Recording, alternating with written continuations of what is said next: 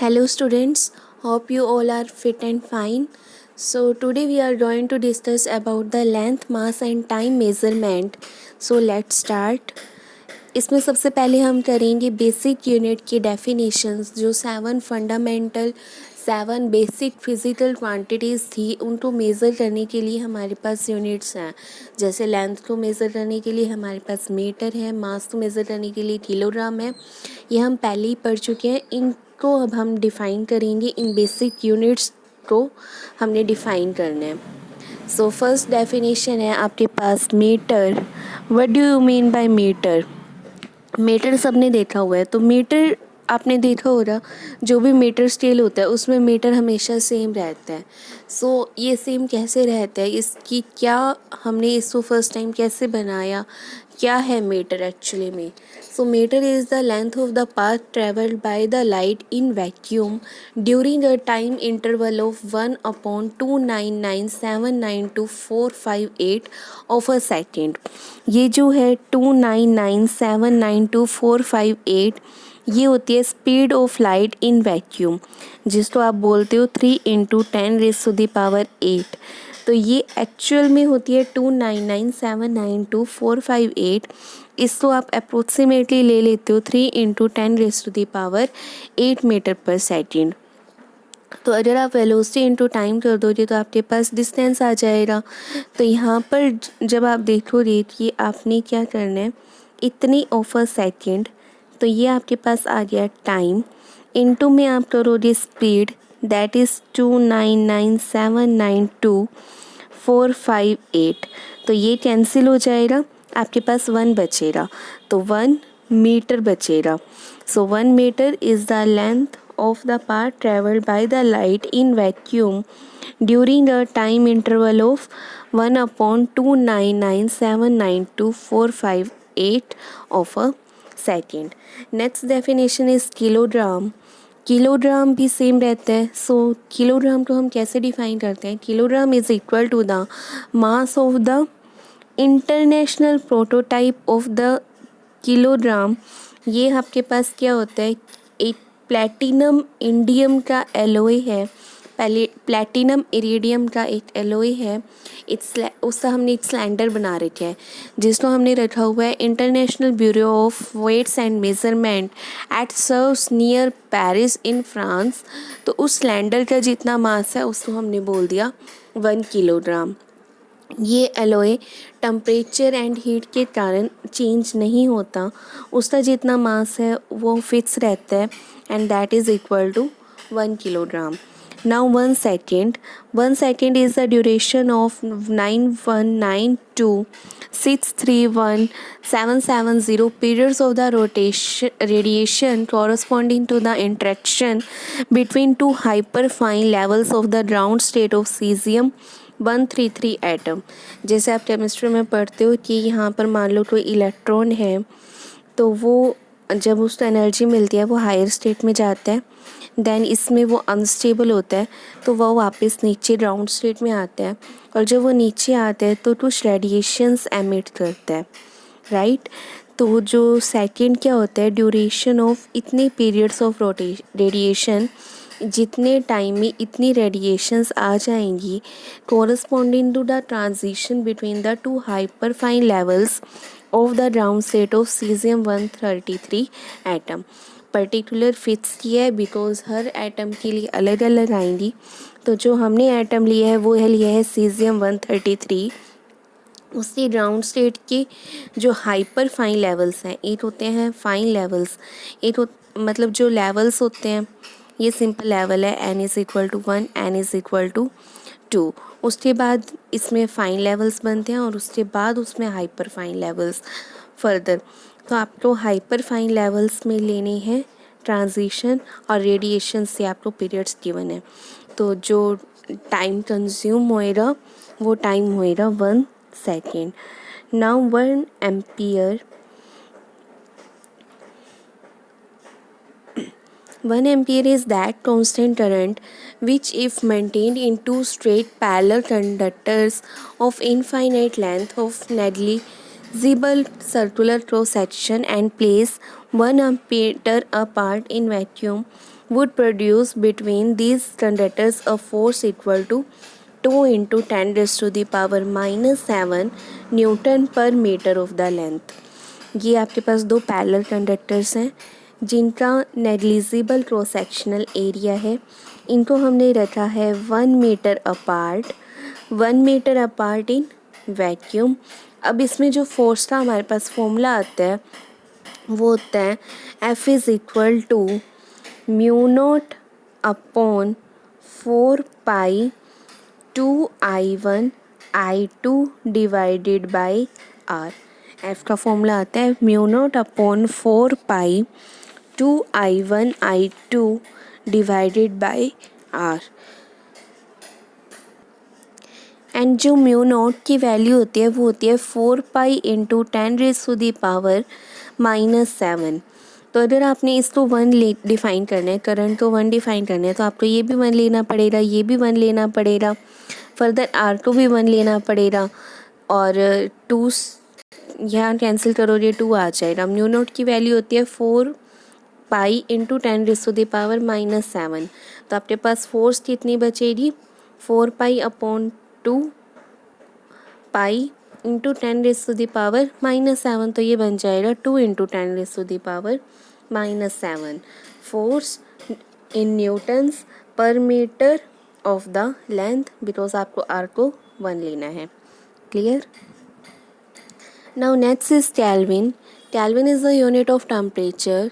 How can you define the Kelvin? Kelvin is the fraction 1 upon 273.16 of the thermodynamic temperature of the triple point of the water.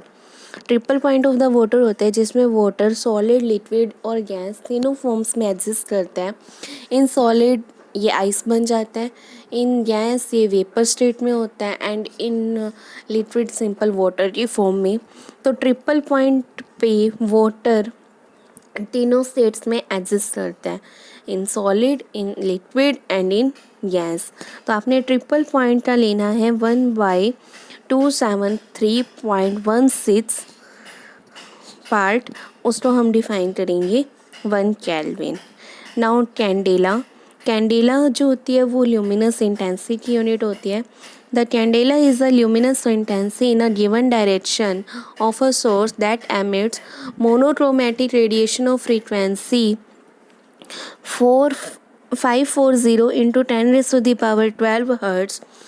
इतनी frequency होनी चाहिए and that has a radiant intensity in that direction of 1/683 watt per steradian. Candela luminous intensity units हैं in a given direction of a source.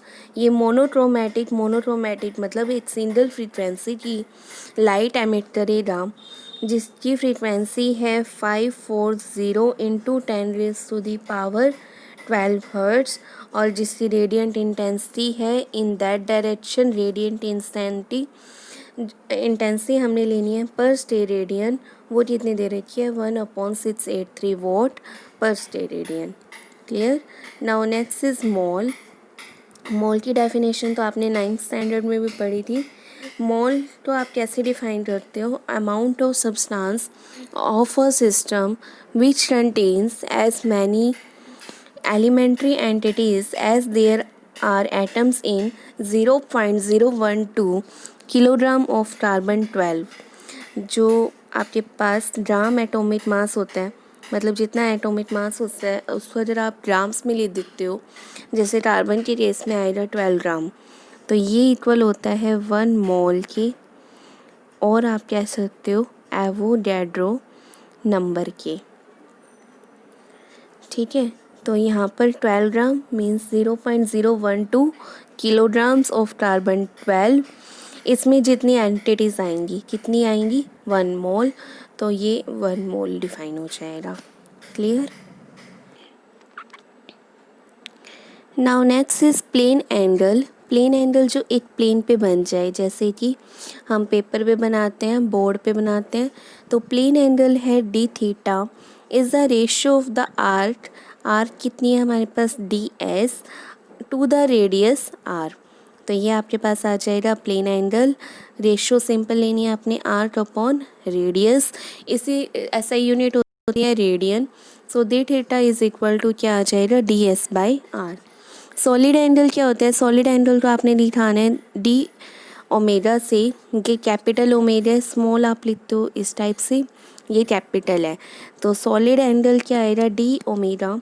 Ratio लेनी है इसमें आपने to the intercepted area d a to the spherical surface described at an apex O as a centre to the square of the radius d a upon r square. जो ratio आएगी वो क्या आएगी? Solid angle की equal आएगी, d omega की equal आएगी। Solid angle जैसे आपके पास कोन में बनता है, आइसक्रीम कोन खाते हो ना, तो जो उसके अंदर एंगल होता है वो आप एक प्लेन पे शो नहीं कर सकते, that is a solid angle. ये मैंने आपको पहले जब यूनिट्स करवाई थी तब एक कोन बना के भी दिखाई थी, आप पेपर से कोन बना सकते हो। तो वो जो एंगल जिसको आप एक प्लेन में नहीं ड्रॉ कर सकते, जो कि एक 3D में एंगल बनता है, उसको हम बोलते हैं solid angle. And this is equal to the DA upon r square. Clear? Now measurements of the length को मेज़र करने के यहाँ पर काफ़ी सारे वेज हैं। तो लेंथ अगर हमारे पास इन रेंज आती है 10⁻⁻5 मीटर टू 10⁻2 मीटर, तो हम डायरेक्ट मेथड यूज़ कर सकते हैं, जैसे कि हम मीटर रोड यूज़ कर सकते हैं, वर्नियर कैलिपर यूज़ कर सकते हैं, स्क्रू रोज यूज़ कर सकते हैं। बट जो ऑर्डर ऑफ द डिस्टेंसेस है वो वैरी करता है from 10⁻14 metre to 10⁻⁻14 metre to 10⁻25। और जो हमारे पास डायरेक्ट मेथड है उससे तो हम 10⁻⁻5 टू 10⁻2 ही मेज़र कर सकते हैं। सो इसीलिए हमने कुछ स्पेशल मेथड्स यूज़ किए हैं बाकी डिस्टेंसेस को मेज़र करने के लिए। इनडायरेक्ट मेथड्स हम यूज़ करते हैं। सो फर्स्ट है measurement of large distances. Large distances जैसे मान लो आपने किसी प्लैनेट का डिस्टेंस मेज़र करना है, दैट इज़ d। तो let us consider a far away planet p at a distance of d from your 2 eyes. ठीक है, ये आपकी लेफ़्ट आई है, ये राइट आई है। तो आपने क्या करना है, यहाँ से पहले लेफ़्ट आई से देखना है प्लैनेट, d डिस्टेंस पर ही आएगा। राइट से देखोगे तो भी d डिस्टेंस पर ही आएगा। बीच में जो एंगल बन रहा है that is theta. This is the angle theta. तो थीटा को हम बोलते हैं पैरेलैक्स एंगल या parallactic angle. Theta is called parallax angle और पैरालैक्टिक एंगल।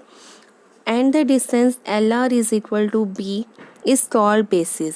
बेसिस मतलब जिससे कॉरस्पॉन्डिंग आपके पास पैरालैक्टिक एंगल आ रहा है, that base is known as basis.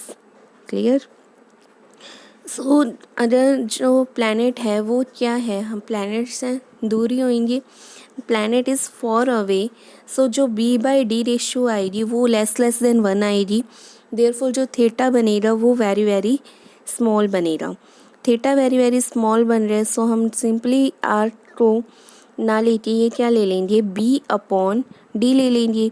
So theta is equal to आ जाएगा LR/D या B/D। और यहाँ से D की वैल्यू क्या आ जाएगी, B/थीटा। यहाँ से हमारे पास क्या आ गया, डिस्टेंस आ गया, बेसिस अपॉन हमने थीटा करना है। Clear? Now measurement of the size और angular diameter of an astronomical object. यहाँ पर हमने उससे थोड़ा सा उल्टा ही करना है, जैसे अभी हमने डिस्टेंस मेज़र किया था, यहाँ पे हमने अपनी आई से प्लैनेट के पहले एक को देखना है, फिर उसका जो साइज़ है वो क्या होएगा, डायमीटर हम अगर मेज़र कर लें तो साइज आ जाएगा। फिर हमने उसकी दूसरी डायरेक्शन पर अपोजिट पॉइंट को देखना है। तो डिस्टेंस हमें पता है D है, D हम कैलकुलेट कर लेंगे इस मेथड से जो हमने किया है, पैरेलैक्स मेथड। D आ गया हमारे पास। अब अल्फ़ा मेज़र करके हम क्या कर देंगे, D is equal to α/D कर देंगे, तो आपके पास क्या आ जाएगा, angular size of an astronomical object. Clear?